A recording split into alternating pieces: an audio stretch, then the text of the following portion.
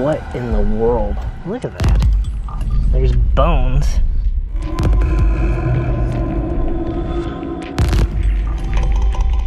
Never in my life have I ever discovered anything like this.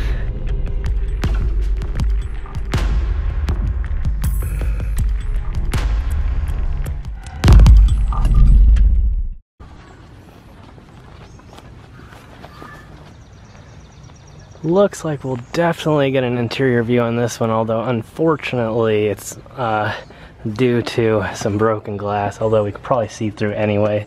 But wow, those flowers are incredibly old. And up at the top again is a Daughters of the American Revolution plaque.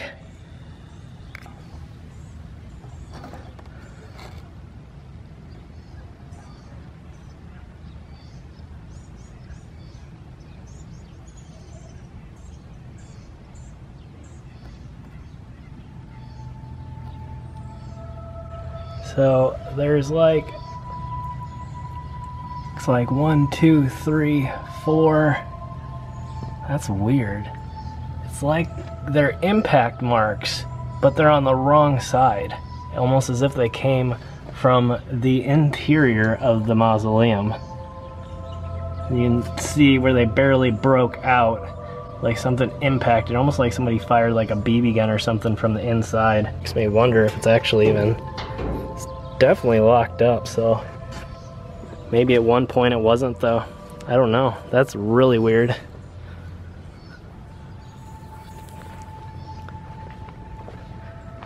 And I've been noticing things.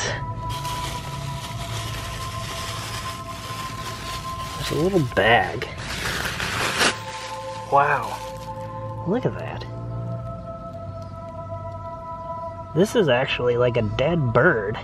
There's bones, and you can see where like maggots and stuff has grown. Somebody literally put it in a bag and then shoved it back in there. And I think there's another one on the other side. That's weird. That's almost like ritualistic.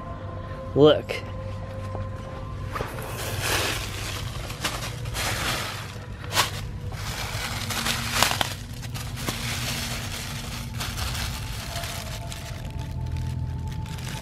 It's another body of a dead bird or a dead something, and it's been again placed in the side of this mausoleum. What in the world? Never in my life have I ever discovered anything like this. The other one's clear, and that's just the screen from the inside that's been pulled free. Holy crap. Never in my life have I ever found any evidence of any ritualistic activity or things like that in a place like this. Look at this. This is interesting. I'm not sure what we're about to see here. Oh, it's actually a very famous passage here, known as the Old Rugged Cross. Or actually, I said a passage, it's a chorus. So a hymn that would have been sung in church.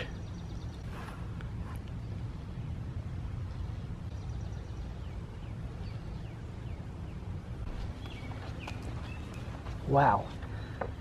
Look at that. That's really cool looking. I don't think it's meant to actually be climbed, but I really like all the moss that's grown on it. That's really cool. Interesting little, not memorial, but I don't know if this is a old planter or what exactly it is. But it does kind of have that old-fashioned country feel to it. Huh. Definitely nothing planted in there in a long time. Seems to be a few sprouts of wild plants here and there.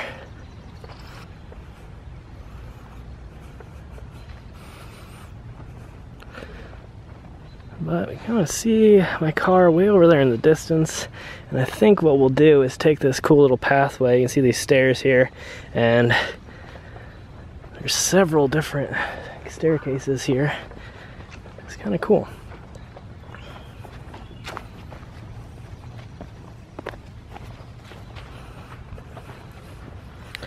There's something interesting about little man-made things that are just sticking out of nature like this. So like the staircases on the side of hills, I've always loved. And right here you can see that they've actually repaired some of the road and blacktopped it. And randomly just found this huge row of Woodmen of the World, memorials.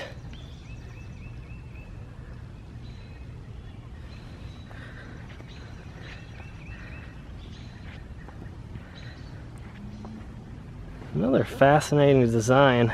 I would love to really know what this is below, because it looks like tablets, but they've like fallen, I guess, over. I think what it is it's literally meant to be the bark of the tree, though, that's been peeled back. You can see it follows a very distinct line all the way down.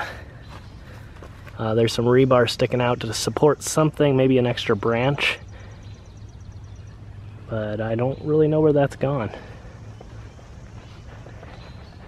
Oh, this is cool. Oh, I think this is actually a section marker here, even though it has two names. It doesn't have any dates and looks like it's just a maybe homemade section marker. It's a weird thing though, is I'm trying to locate that last name on an actual normal memorial, but I'm not seeing it.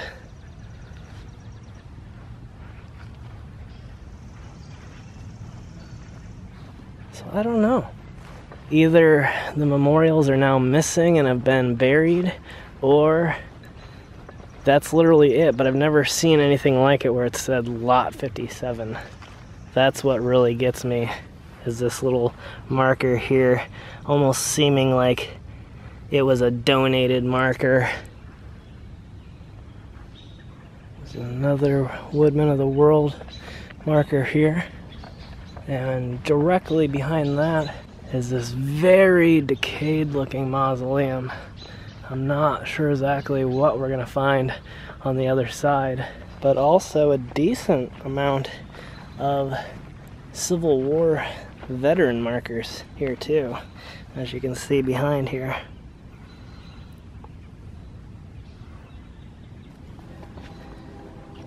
Wow, it's another sealed one and a massive padlock, which is always kind of strange. A weird combo. I mean, I really haven't seen many like this, so I can't really say always, but it is completely sealed on the other side, but yet there's still this massive padlock. I don't know. Alright, so we're skipping over to another section. I went ahead and just drove around and found another amazing mausoleum here that appears to be made completely of marble.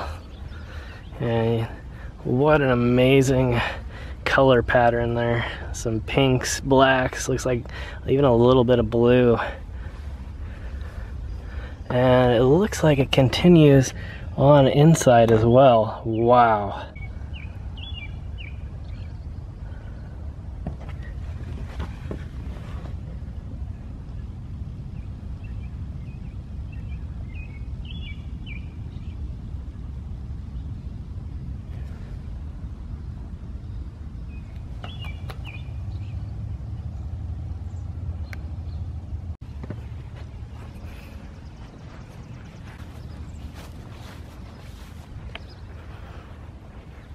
Wow.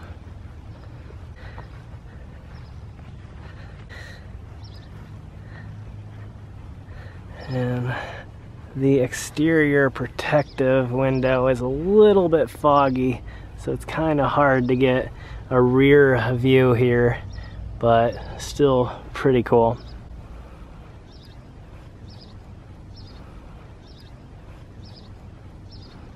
Now, right down here, I just thought it was kind of neat too, just because of the color. You can see the vent is this really neat green, probably copper that is decayed over the years and oxidized, excuse me. Alright, let's head across the way here and check out another mausoleum over this way that's looking to be made of black marble, actually.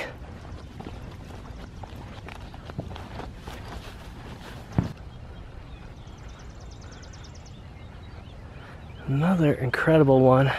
Has definite stained glass window. We'll see if we can actually get an interior view or not. This is incredibly new. It looks like some of the people actually are still alive. And yeah, this glass here is frosted. You can kind of tell that there's something in there, but there's no real way of seeing. Well, unfortunately, it looks like a no-go in a lot of these. We've gotten a few really cool interior shots, and I think we've done a lot today, and pretty sure this is gonna turn into a multiple part series. So you're probably actually seeing this from part 2. So again, some really bizarre things that we found, evidence of potential ritualistic type activity, whether those animals were killed and wrapped and then placed in that, or whether their dead bodies were just kind of found and then placed into plastic bags and shoved into the side of a mausoleum vent. I don't know. Again, if you know, let me know in the comments below. I'm completely confused at this point. Here's another interesting thing coming up here. Nothing really to do with the graveyard itself, but I find it kind of odd. I don't know if you guys can see it yet, but right up here is a gate at the back which leads straight into not the campground, but a secure area, apparently, of the campground where they do storage. Oh, there's a groundhog. There's 2 groundhogs. There's one over there and one all the way down there. But I just found it really bizarre that they would need an entryway to this storage facility here in the back of the graveyard, even with its own private driveway. Huh. Another cool little staircase here at the very back of the cemetery. Not incredibly large hill, so kind of strange that they decided to build it there, but still pretty cool. And I've spent so much time filming today. Whoa, what is that? I think I might run out of batteries completely, but anyway. Oh, that's interesting. I've never seen anything like this either. United Methodist Clergy. And it has a little clergyman riding a horse. Very interesting.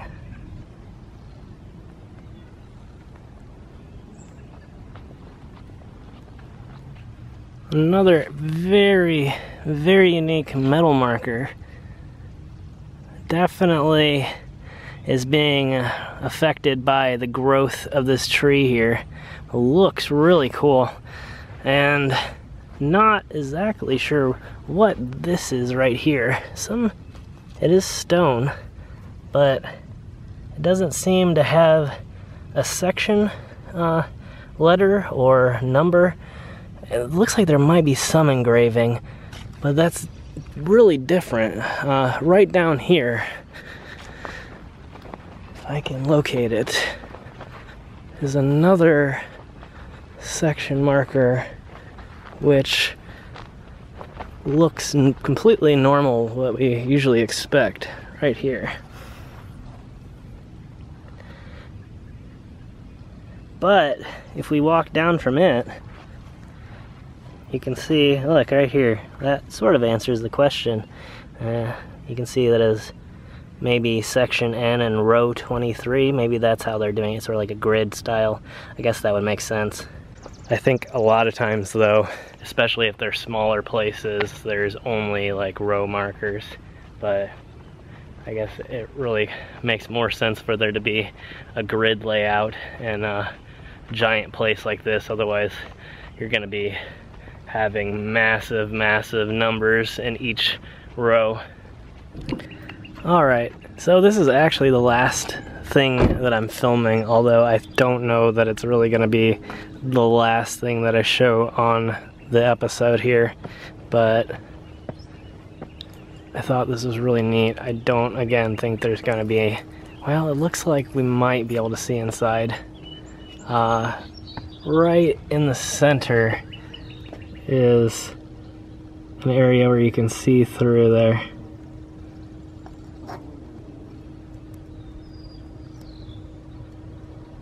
But most of the glass is actually opaque, and so there's no way to see through. They're incredibly difficult. I wanted to try and give you guys at least a little bit of a view of this place. Well, behind it is actually, looks like another nature preserve.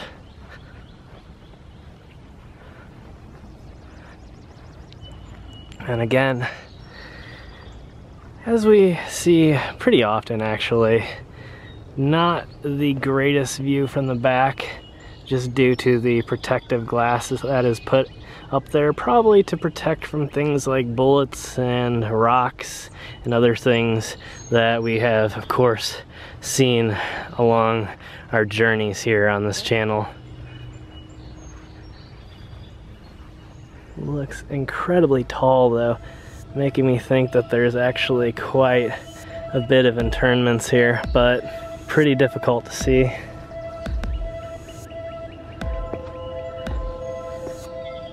I want to thank you for watching this episode.